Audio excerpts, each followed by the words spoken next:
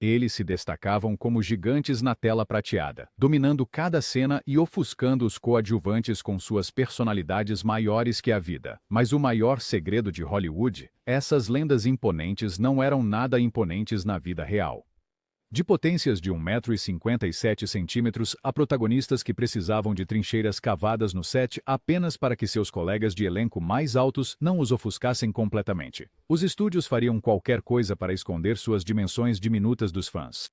Prepare-se para ver o clássico Hollywood sob uma nova perspectiva, enquanto revelamos a verdade chocante sobre 15 estrelas da Era de Ouro que não eram apenas baixas, eram surpreendentemente baixas. Alan Ladd. Os olhos azuis penetrantes de Alan Ladd e sua intensidade de lábios cerrados fizeram dele um dos durões mais cativantes de Hollywood. Mas, com apenas 1,67 m e alguns insiders juravam que ele era ainda mais baixo, a Paramount teve que inventar um arsenal inteiro de truques apenas para fazê-lo parecer de altura média. Sua parceria com Veronica Lake, que media 1,50 m, não era apenas sobre química ardente.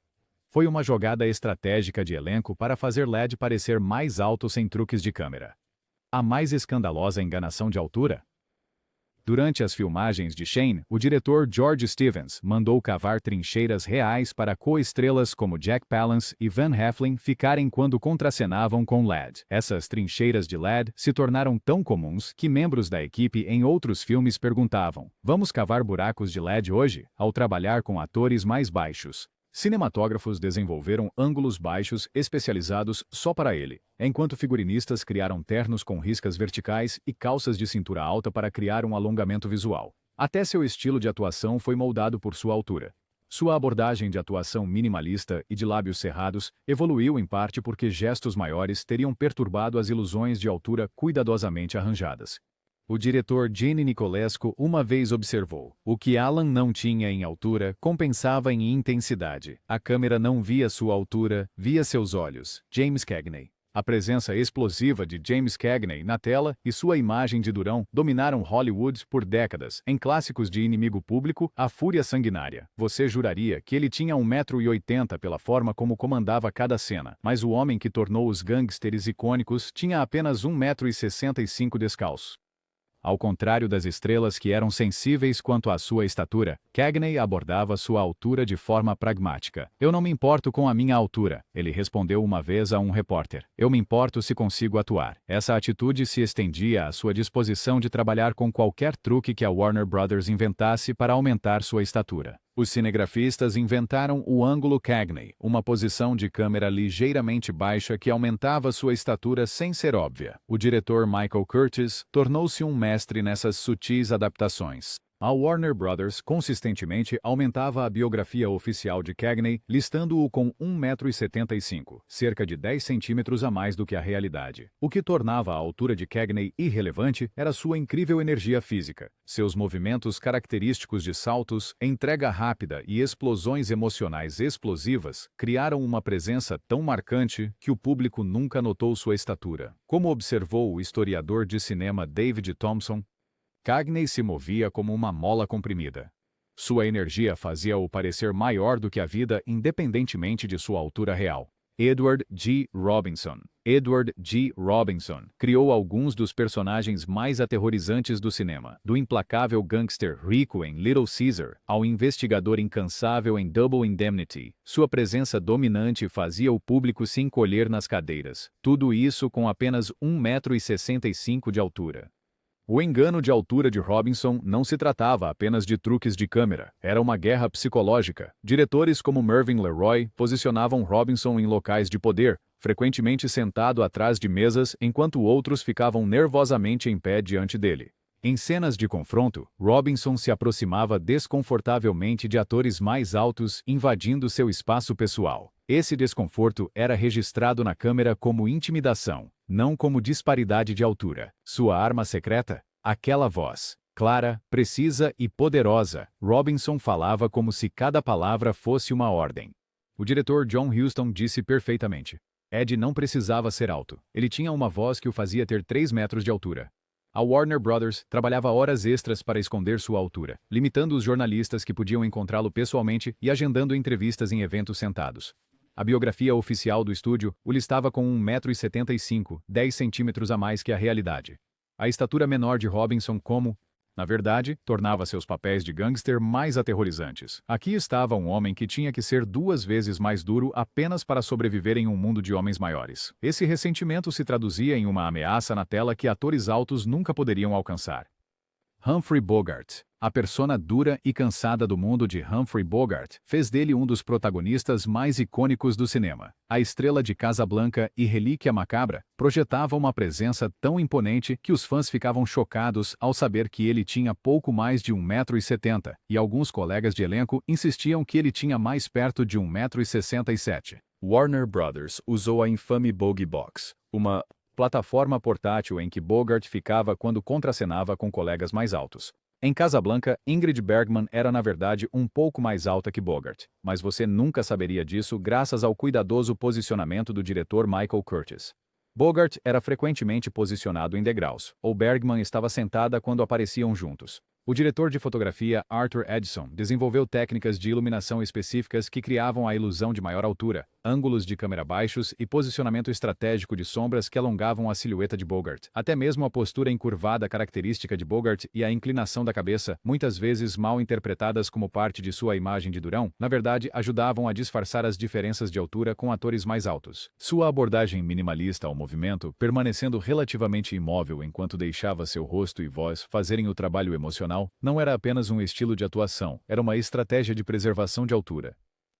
Mover-se demais arriscava revelar a encenação cuidadosa que mantinha sua estatura de protagonista. O diretor John Huston, que trabalhou com Bogart em vários clássicos, observou: a estatura física de Bogey era irrelevante para sua presença na tela. Quando ele entrava em uma sala, você sentia antes de vê-lo. Esse tipo de presença não pode ser medido em polegadas. Mickey Rooney. Com apenas 1,57 m, Mickey Rooney detém a distinção de ser uma das menores grandes estrelas masculinas da história de Hollywood. Ainda assim, este pequeno dínamo tornou-se a maior atração de bilheteria da MGM no final dos anos 1930, ganhando mais do que qualquer outra estrela do estúdio, apesar de ser mais baixo que a maioria das atrizes adolescentes. O que torna o caso de Rooney único é que a MGM inicialmente o promoveu especificamente como uma estrela juvenil. Sua pequena estatura era perfeita para interpretar adolescentes até seus 20 anos. Os filmes de Andy Hardy transformaram sua altura em um trunfo em vez de uma desvantagem. O desafio surgiu quando Rooney amadureceu e procurou papéis mais adultos. Para esses papéis, a MGM empregou soluções técnicas extravagantes, sapatos feitos sob medida com saltos de 3 polegadas, ângulos de câmera especializados e plataformas elevadas. O diretor de fotografia Harold Rawson desenvolveu técnicas específicas de iluminação para alongar a sombra de Rooney nas paredes, criando uma impressão subliminar de maior altura. Quando emparelhado com Judy Garland, que tinha apenas 1,50 m, Rooney podia parecer de tamanho relativamente normal sem truques. Mas quando era obrigado a atuar ao lado de estrelas mais altas, os diretores o posicionavam em degraus ou faziam os outros atores ficarem sentados sempre que possível. Ao longo de sua carreira notavelmente longa, que se estendeu por mais de 8 décadas, Rooney manteve uma atitude filosófica sobre sua altura. Não sou um homem alto, ele disse uma vez a um entrevistador, mas estou entre gigantes neste negócio. O diretor Clarence Brown resumiu perfeitamente. Mickey tinha mais talento em seu corpo de 1,57 m do que a maioria dos atores com o dobro do seu tamanho. Frank Sinatra. Frank Sinatra não apenas entrava em uma sala, ele a dominava. A voz, a confiança, a maneira como as pessoas pareciam gravitar em torno dele, você juraria que o homem tinha 1,80 m. Mas o presidente do conselho que fazia as mulheres desmaiarem media apenas 1,70 m, e alguns biógrafos afirmam que ele era ainda mais baixo. Sinatra recebeu o aumento de altura padrão de Hollywood, sapatos com elevador personalizados adicionando de 2 a 3 polegadas, ângulos de câmera baixos e bloqueio cuidadoso durante cenas com colegas de elenco mais altos. Durante as filmagens de A um Passo da Eternidade, os cinegrafistas usaram todos os truques possíveis para fazer Sinatra parecer mais alto do que sua altura real.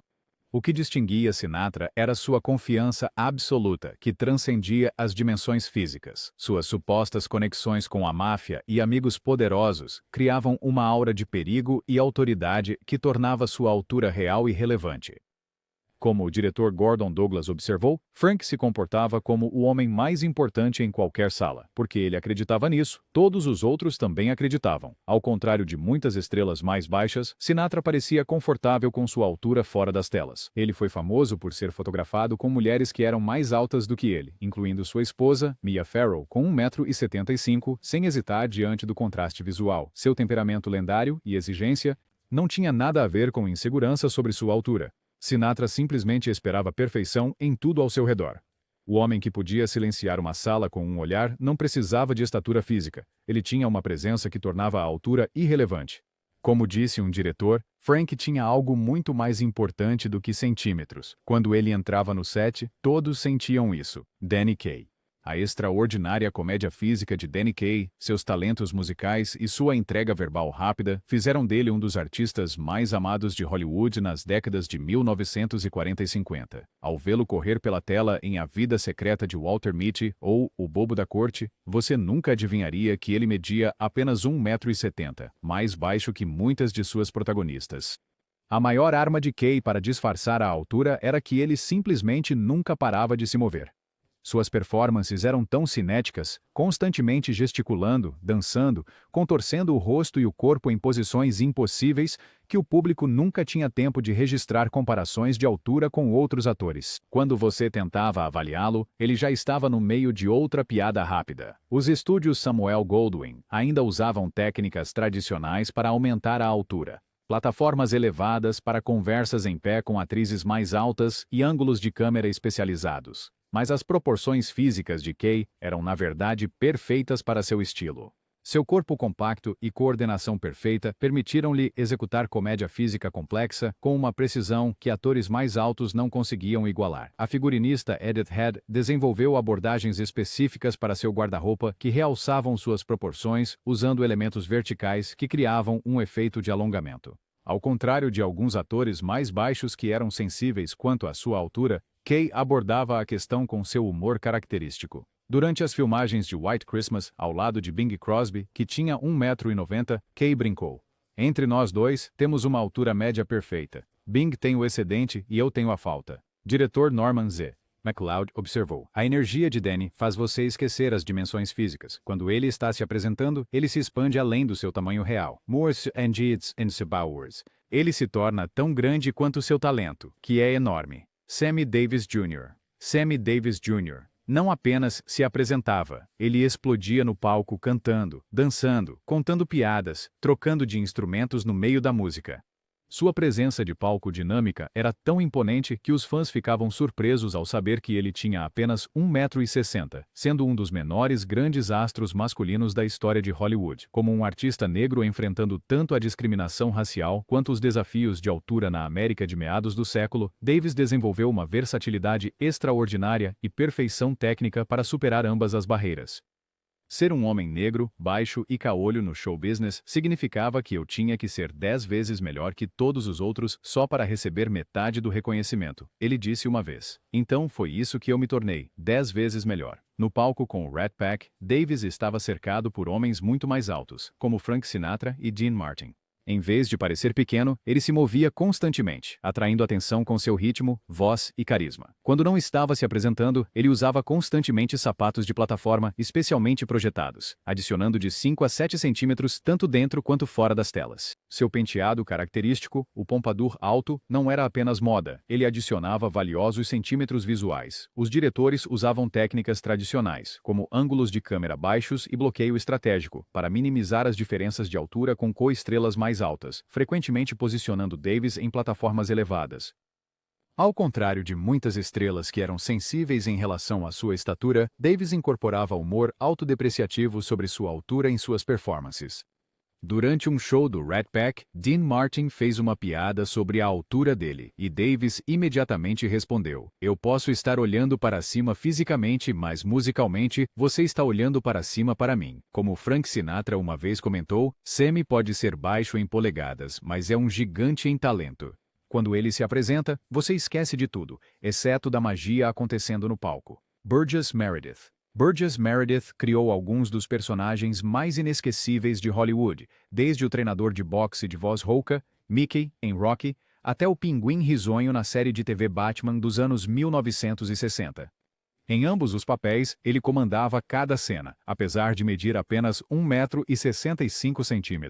Como ator de caráter em vez de protagonista, Meredith tinha mais flexibilidade com sua altura. Para Mickey em Rocky, sua pequena estatura realmente melhorou o personagem, fazendo-o parecer briguento, ágil e implacavelmente durão. Mas ao interpretar oficiais militares ou autoridades, figuras, os truques de altura habituais de Hollywood entraram em ação. Sapatos de plataforma, plataformas elevadas e ângulos de câmera que o colocavam em pé de igualdade visual com co-estrelas mais altas. A arma secreta de Meredith não estava em adereços ou truques de câmera, era a sua voz.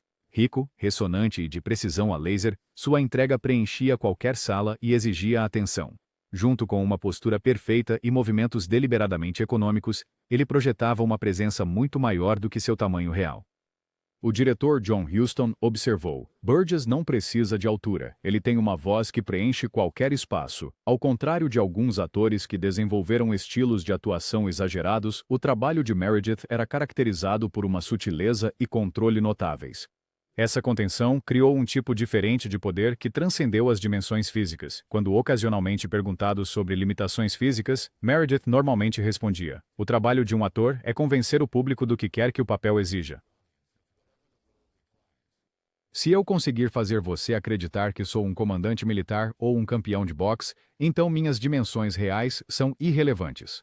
Esse foco no ofício em vez de atributos físicos o ajudou a criar uma das carreiras mais respeitadas de Hollywood, abrangendo 7 décadas.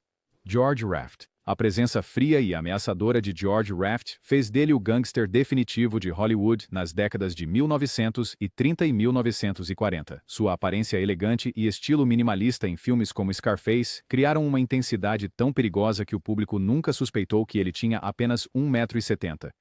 O que tornava a ilusão de altura de Raft única era seu passado como dançarino profissional. Esse treinamento informava sua característica imobilidade na tela, permanecendo imóvel com leves mudanças de expressão, transmitindo emoção. Isso não era apenas uma escolha de atuação, mas uma técnica prática que mantinha as ilusões de altura cuidadosamente arranjadas sem as perturbar com movimentos excessivos. A Warner Bros. Empregou todos os truques padrão: ângulos de câmera baixos, listras verticais e sapatos personalizados com saltos de 5 centímetros.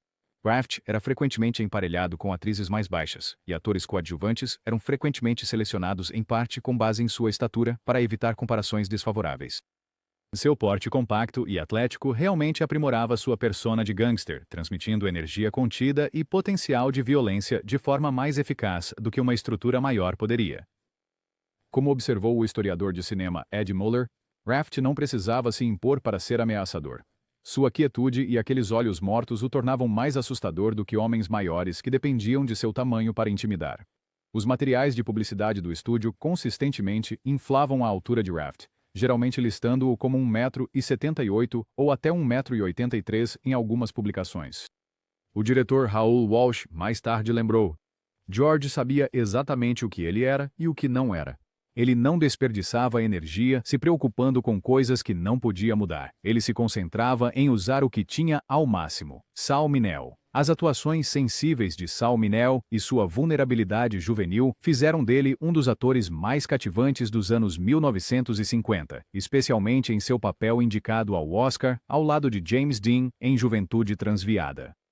Poucos fãs perceberam que o ator que criou caracterizações tão memoráveis tinha apenas 1,68 m. Curiosamente, a altura de Mineo foi inicialmente uma vantagem em seus papéis de destaque, interpretando adolescentes problemáticos. Sua estatura menor transmitia efetivamente a vulnerabilidade adolescente e a necessidade de proteção. O diretor Nicholas Ray utilizou especificamente a diferença de altura de Mineo com James Dean em Juventude Transviada, para enfatizar a juventude de seu personagem e o desejo de orientação.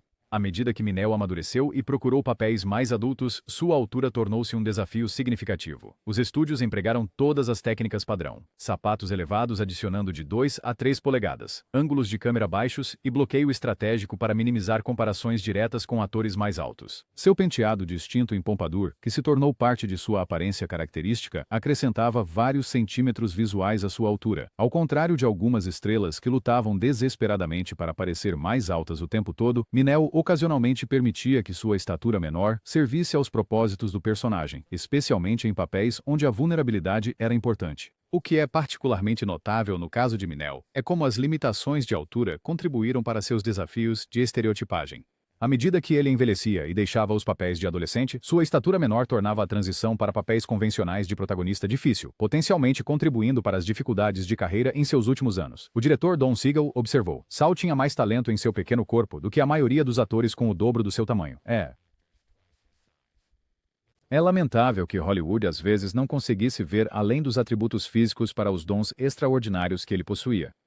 Claude Rains. A voz imponente de Claude Rains e sua extraordinária presença em cena fizeram dele um dos atores de personagem mais versáteis do cinema. Do sinistro Capitão Renault em Casablanca, ao trágico fantasma em O Fantasma da Ópera, Rains dominava cada cena, tudo isso com apenas 1,68 m. O maior trunfo de Rains era, sem dúvida, sua voz, rica, ressonante e capaz de transmitir mais emoção em um sussurro do que a maioria dos atores poderia com um grito. Esse poder vocal tornava sua estatura física irrelevante. O público ficava tão cativado por sua interpretação que nunca notava sua altura. A Warner Bros. Ainda empregava as técnicas padrão quando Rains aparecia ao lado de estrelas mais altas como Humphrey Bogart ou Paul Henreid. Ele ficava em plataformas elevadas, usava sapatos personalizados com elevações internas e se beneficiava de ângulos de câmera estratégicos que minimizavam as diferenças de altura. Seu primeiro grande papel em Hollywood foi ironicamente perfeito para um ator mais baixo. O personagem título em O Homem Invisível, onde sua presença física foi ocultada durante a maior parte do filme, permitindo que sua magnífica voz conduzisse a atuação. Isso estabeleceu Rains como um grande talento sem que o público visse sua aparência física completa. O que tornava Rains excepcional era sua extraordinária versatilidade. Ele podia interpretar vilões, personagens simpáticos, aristocratas ou homens da classe trabalhadora com igual convicção. Essa versatilidade fez com que os diretores se concentrassem em suas habilidades de atuação em vez de limitações físicas. O diretor Michael Curtiz, que trabalhou com Rains em vários filmes, incluindo Casablanca, comentou: Claude não precisa de altura para chamar a atenção. Quando ele fala, o público se inclina para frente para captar cada sílaba. Esse é um poder que nenhuma dimensão física pode igualar. Charles Boyer. A intensidade ardente de Charles Boyer e seu charme europeu sofisticado fizeram dele o galã romântico por excelência de Hollywood nas décadas de 1930 e 1940. Mulheres em todo o mundo desmaiavam com suas atuações em filmes como A Meia-Luz e Amor Sublime, sem nunca perceber que seu amante dos sonhos media apenas 1,70 m. O sotaque francês de Boyer e sua sofisticação continental criaram uma persona romântica tão poderosa que sua altura se tornou completamente irrelevante. Os materiais de publicidade do estúdio consistentemente exageravam sua estatura, listando-o como 1,80 m, 4 polegadas a mais do que a realidade. Quando emparelhado com atrizes mais altas como Ingrid Bergman, de 1,75 m, os diretores usavam todos os truques do manual de Hollywood. Boyer ficava em plataformas escondidas, as atrizes eram posicionadas em assentos mais baixos e os ângulos de câmera eram cuidadosamente ajustados para manter a ilusão romântica. A alfaiataria impecável de Boyer ajudou a criar um efeito de alongamento. Seus ternos eram feitos sob medida com elementos verticais e proporções perfeitas que visualmente estendiam sua figura. Ao contrário de alguns atores mais baixos que se tornaram conhecidos por performances de alta energia, Boyer desenvolveu um estilo de atuação deliberadamente controlado, quase hipnótico, que minimizava a necessidade de comparações físicas. Sua frase mais famosa, "Venha comigo para a Casbah", tornou-se um marco cultural tão grande que a reputação romântica de Boyer transcendeu quaisquer considerações físicas. Como uma fã teria dito a uma revista de cinema, quando Charles Boyer olha nos olhos de uma mulher, ninguém está medindo sua altura. O diretor Ernst Lubitsch observou: Boyer tem algo muito mais importante do que estatura física. Ele tem presença, sofisticação e a capacidade de fazer cada mulher na plateia acreditar que ele está falando apenas com ela. Ao lado desse poder, polegadas são insignificantes. Elmer Pullman still bends for his penis. Paul Mooney foi o ator de personagens mais respeitado de Hollywood na década de 1930, transformando-se completamente para papéis como Scarface e Louis Pasteur. Os críticos o chamavam de o Homem das Mil Faces, mas nenhuma dessas faces tinha mais de 1,70 m. A extraordinária habilidade de Mooney de se transformar fisicamente para cada papel tornava sua altura real amplamente irrelevante. O público ficava tão cativado por sua metamorfose em figuras históricas e personagens fictícios que as dimensões físicas se tornavam secundárias à sua atuação. Para seu contrato de 7 anos com a Warner Bros., o estúdio ainda empregava técnicas padrão de aumento de altura quando necessário. Mooney usaria sapatos com solas elevadas para papéis que exigiam maior estatura, se beneficiaria de ângulos de câmera estratégicos e seria posicionado em plataformas ligeiramente elevadas ao contracenar com atores mais altos. O que distinguia Mooney era seu completo desaparecimento nos personagens. Ele passou meses pesquisando figuras históricas, dominando sotaques e trabalhando com maquiadores para criar transformações físicas tão completas que sua própria mãe supostamente não o reconheceu no set de A História de Louis Pasteur. Essa qualidade camaleônica se estendia à percepção de sua altura. Mooney podia parecer imponente como o gangster Tony Camonte em Scarface através de pura intensidade, e depois parecer fisicamente diminuído como o fugitivo caçado em I Am a Fugitive from a Chain Gang quando o papel exigia vulnerabilidade. O crítico de cinema Richard Griffith escreveu: Mooney não tem um tipo físico. Ele se torna o que o papel exige. Ao interpretar homens poderosos, ele parece crescer fisicamente na tela através da pura força da caracterização. Quando o papel exige fraqueza, ele pode parecer encolher diante dos seus olhos. Peter Lorre. Os olhos esbugalhados de Peter Lorre e sua voz suave e sinistra criaram alguns dos vilões mais inesquecíveis do cinema. Do assassino de crianças em M ao misterioso Joel Cairo em Relíquia Macabra, Lorre arrepiou o público até os ossos, tudo isso com apenas 1,65 m de altura. O que fez a baixa estatura de Lorre funcionar a seu favor foi como ele a incorporou em sua persona na tela. Em vez de lutar contra suas limitações físicas, ele as abraçou, criando personagens cuja intensidade psicológica tornava as dimensões físicas irrelevantes. Seus personagens não intimidavam pelo tamanho, mas perturbavam pela imprevisibilidade e ameaça oculta. A Warner Bros. Ainda usava técnicas padrão para aumentar a altura quando Lorre aparecia ao lado de estrelas mais altas.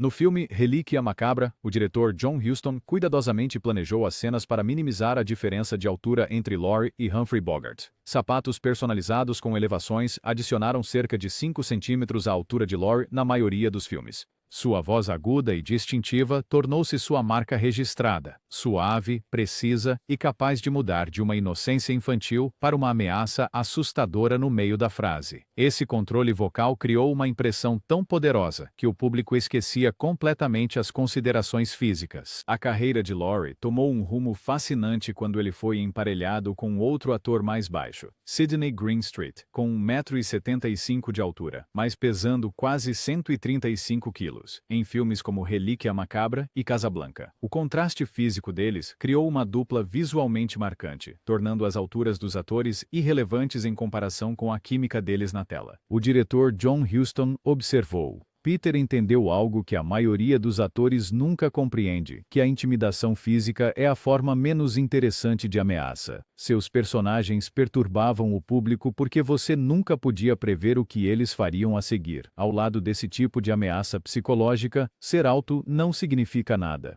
Qual dessas estrelas te surpreendeu mais? Você já tinha percebido as plataformas escondidas ou truques de câmera nos seus filmes clássicos favoritos? Deixe-nos saber nos comentários abaixo. E considere isto: no Hollywood de hoje, algum desses performers lendários sequer seria escalado como protagonista. Ou perdemos algo valioso ao nos tornarmos obcecados com dimensões físicas em vez de talento real? A resposta pode revelar mais sobre nós do que sobre esses gigantes da tela prateada.